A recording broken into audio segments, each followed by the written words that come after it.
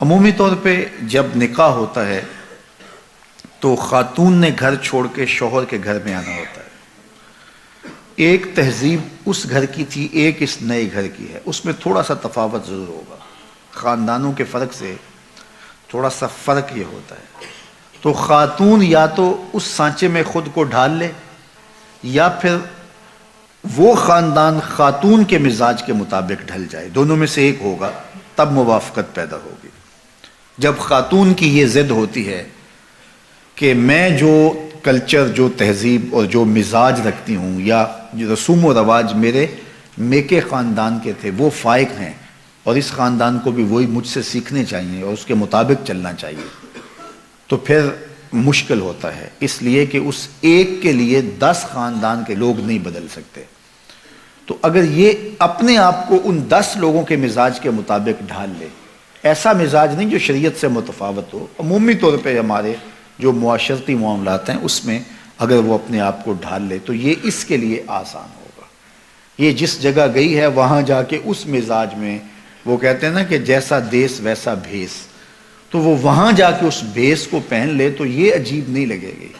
لیکن وہ اس پورے گاؤں کے اندر سے ایک خاندان اس بھیس کو اختیار کرے جو یہ لے کر کے آئی ہے، تو وہ اپنے خاندان کے اندر بھی عجیب لگیں گے،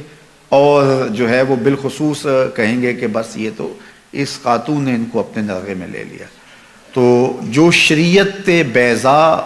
کا مزاج ہے اس میں اچھی چیزیں اس خاندان میں آہستہ آہستہ منتقل کر دی جائیں، یہ تو ایک خیر کی بات ہے، لیکن عمومی رویے جو رواج کی حد تک ہیں اور شریعت سے متصادم نہیں ہیں وہ خاتون کو ہی بدلنا ہوگا۔ اور جب خاتون اس بات کی ضد کرتی ہے کہ میرے مزاج کے سانچے میں یہ ڈلیں، تو پھر تناؤ پیدا ہو جاتا ہے اور الجھاؤ پیدا ہوتا ہے، اور یہ الجھاؤ بالآخر طلاق تک جا پہنچتا ہے۔ تو اس چیز کا خاتون کو بالخصوص خیال رکھنا چاہیے۔ خاوند کو اندھیرے میں رکھنے کی وجہ سے بھی باہم تناؤ پیدا ہوتے ہیں۔ بعض خواتین بہت چالاک بننے کی کوشش کرتی ہیں اور بہت سارے چھوٹے چھوٹے امور میں گھر کے اخراجات اور دیگر معاملات سے لے کر کے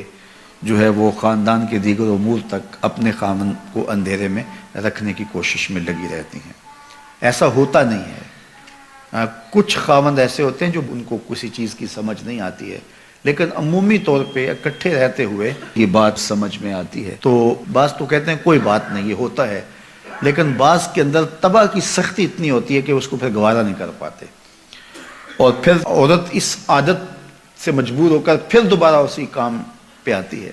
اور پھر آہستہ آہستہ یہ اختلاف بڑھ جاتے ہیں اور کس دن طلاق تک بھی نوبت پہنچ جاتی ہے۔ اس لیے عورت کو کوئی ضرورت نہیں ہے کہ اپنے شوہر کو اندھیرے میں رکھے۔ شوہر اس کو جتنی اجازت دیتا ہے، جتنا آگے بڑھنے کی، اخراجات کے حوالے سے، رشتہ داروں کے ساتھ معاملت کے حوالے سے، اور دیگر جو ہے وہ معاشرتی تعلقات کے حوالے سے، بیوی کو اتنا ہی آگے بڑھنا چاہیے، اور شوہر کی مرضی، مشاورت اور رضا کے مطابق ہونا چاہیے۔ تو اس سے انشاءاللہ ایک خوبصورت ازدواجی زندگی جنم لیتی ہے۔ لیکن اگر خاتون کہے کہ بس نہیں ہے، میں خود اپنی مرضی کی مالکہ ہوں اور شوہر کو میں پتہ بھی نہیں چلنے دوں گی اندھیرے میں، تو ایک دن جب اس کی خبر اس کو ہوتی ہے تو پھر ایک دم اس کا غصہ عود کر آتا ہے، جس کے نتیجے کے اندر تلخی پیدا ہوتی ہے۔ تو خاتون کو یہ کبھی نہیں کرنا چاہیے، شوہر کو کبھی بھی اندھیرے میں نہیں رکھنا چاہیے۔ اس کی زندگی کھلی کتاب کی طرح اس کے شوہر کے سامنے ہونی چاہیے۔ حتیٰ کہ اس نے اپنے ماں باپ کو بھی ملنے کے لیے جانا ہے تو اس کو چوری نہیں جانا چاہیے، اپنے شوہر سے پوچھ کے جانا چاہیے، اور اگر وہ اجازت نہیں دیتا تو اس کے لیے بھی شریعت نے ضابطہ دیا ہے کہ ایک مدت اس کی مقرر کی ہے، اور اس میں بھی سسرال کے حالات کی مطابقت میں کہا ہے کہ جو ہے وہ جا سکتی ہے، لیکن وہ شام تک گھر پلٹ آئے گی۔ اگر وہ اس صورت میں ہے کہ شوہر بہت ظالم ہے، وہ جانے نہیں دیتا، تو ظاہر ہے کہ قطع تعلقی تو نہیں ہوگی، تو وہ ایک مخصوص مدت کے بعد جو ہے وہ جا سکتی ہے، لیکن شام کو پلٹ آئے گی۔ لیکن عمومی طور پہ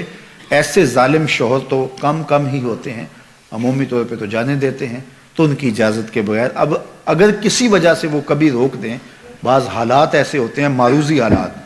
تو پھر بیوی کو رک جانا ہی اس کے لیے عافیت ہوتی ہے۔ آج کل تو دیگر ذرائع سے حال احوال جو ہے وہ میکے کے معلوم ہوتے رہتے ہیں،